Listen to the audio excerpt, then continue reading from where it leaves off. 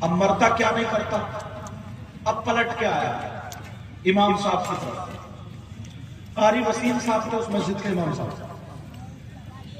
آیا کہنے لگا حضرت ایسے ایسے معاملہ، کہا ہاں میں نے حضرت کی تقریر سنی ہے، سید صاحب کی تقریر سنی ہے،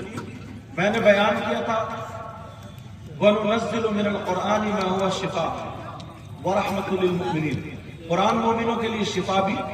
اور ہر چیز کا علاج بھی، ہر چیز کا بیان بھی۔ اب وہ بڑا پریشان،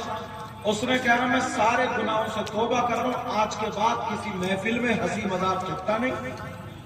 کسی کی مذاق نہیں بناؤں گا، کسی غریب فقیر سے نہیں الجھوں گا، کسی امام کے یا کسی بھی فقیر کی ٹانگ نہیں کھینچوں گا، اور خاص کر امام حسین پاک کا ذکر ہوتا ہے، نبی کی اولاد کا ذکر ہوتا ہے تو معاملہ ہی الگ ہے۔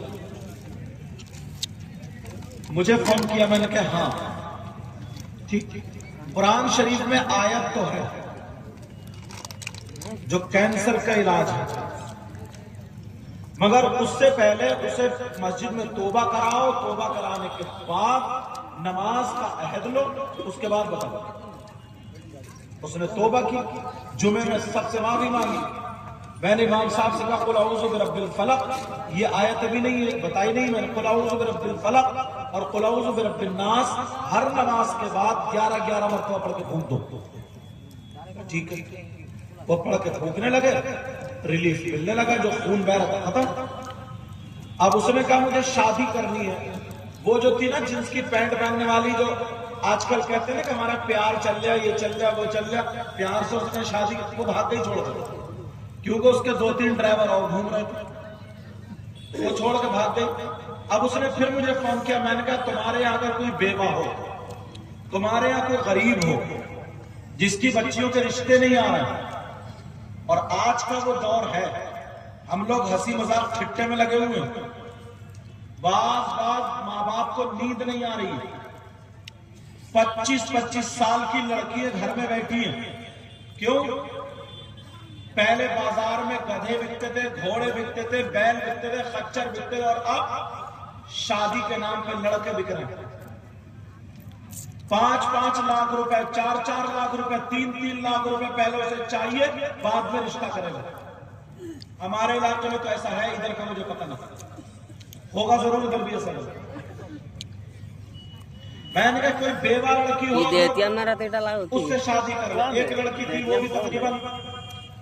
30-32 سال کی، ادھر کے حساب سے ایک لڑکی تھی 35 سال کی، ادھر انکم زیادہ ہے، انہیں کم ہے، انہیں 500 انکم ہے، انہیں 2 لاکھ لیے رشتہ ہو گیا، انہیں 25,000 ایک دن کے انکم ہے، 2,000 کوئی کو 25,000 30,000، لیکن کچھ دنوں کے بعد 5 لاکھ لیے، کچھ نہ لیے، اب وہ اس کا زخم پھر ہرا ہونے لگا، حرام خور کا اس کا وہ کینسر پھر جاری ہو گیا، ڈاکٹروں کو جب دکھایا کہ ٹھیک نہیں ہوا، یہ پھر شروع ہو گیا۔ اس نے حضرت کو بتایا، مجھے فون کیا،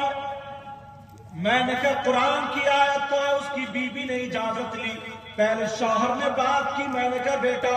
قرآن شریف کی آیت تو اگر تمہاری بیوی محنت کر لے تو، میں نے قرآن شریف کی آیت بتائی، لوگوں یاد کر لینا، ہنسی مذاق ٹھٹے سے کچھ نہیں ہوگا، چاہے 10 منٹ سن لو تو سن لو، یاد کر لینا قرآن شریف کی آیت ہے، بسم اللہ الرحمن الرحیم، الا یعلم من خلق وهو اللطیف الخبیر، 2200 مرتبہ اسے روزانہ پڑھ کے پھر دو، 3 سے 4 مہینے نہیں گزریں گے انشاءاللہ کینسر ٹھیک ہو جائے گا۔ 10 لوگ ٹھیک ہو چکے ہیں حضرت، 10 لوگ،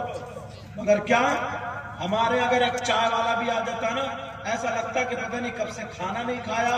چاہے کوئی حدیث پڑھے یا قرآن پڑھے، پتہ نہیں کب سے چائے نہیں ملی ہے، پتہ نہیں کب سے کھانا نہیں ملا ہے، پتہ نہیں کب سے، مطلب اپنے آپ کو بھول جاتے ہیں۔